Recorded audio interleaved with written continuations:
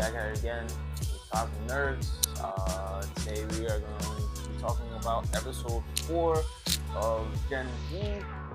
The episode starts off where the last one ends, where Jordan Lee states that she's the one who attacked the girl with push powers. Can't remember her name. Oh no, it's escaping me right now.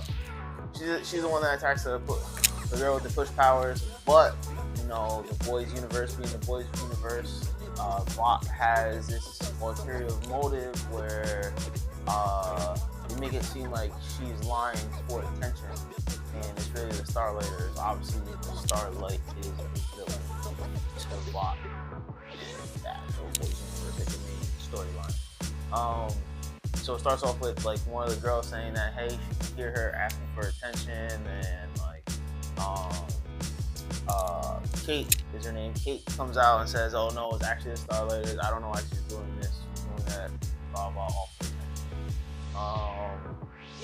Then it kind of goes into Marie and her relationship, and about how like she feels like she fucked up and she didn't do the right thing. I was trying to out her because it doesn't work. And oddly enough, it kind of takes a turn where they go and ask Kate for help to try to figure out what's going on with the Dean Cipher. And that is a pretty interesting, take on the whole thing. They don't like each other at all. They don't like each other in the least. And they devise a plot to go to Cypher's house while Cypher is training Marie Monroe. So they go there. They have this little funny scene where Kate pushes the guard and tells him to walk away, and he ends up having relations with a gnome. While this is happening and they're going into the house, at the same time Marie's getting trained by Cypher. While Marie's getting trained by Cypher, he reveals that he knows that she knows she's part of Odessa, and tells her, hey, the whole school was built around creating her. She's the whole reason Godolphin was built, which I think was the craziest reveal in the entire show. Crazier things happen later on that we'll get to, but that one was kind of mind-blowing to me, because it's not stated.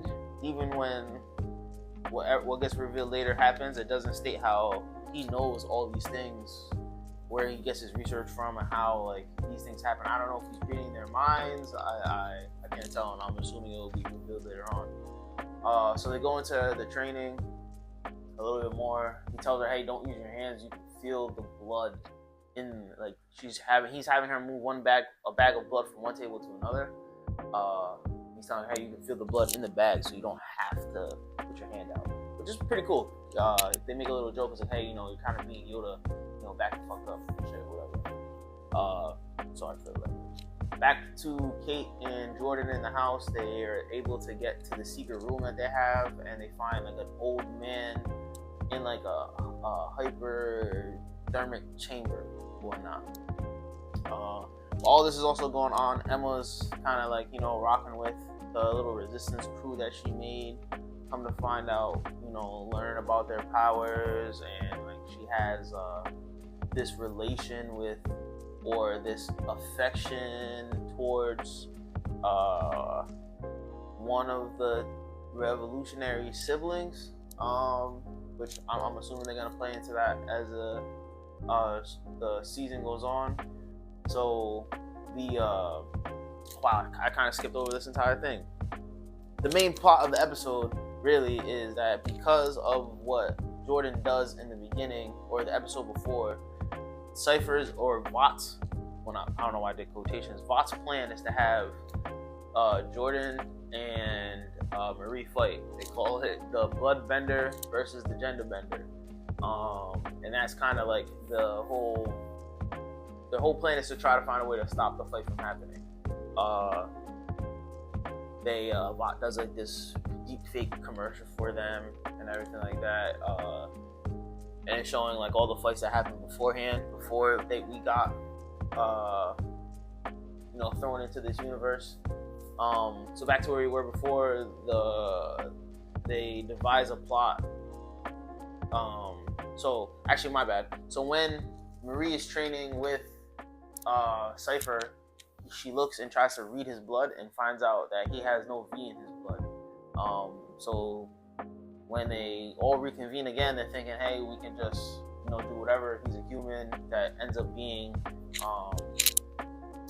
the dean at a superhero school.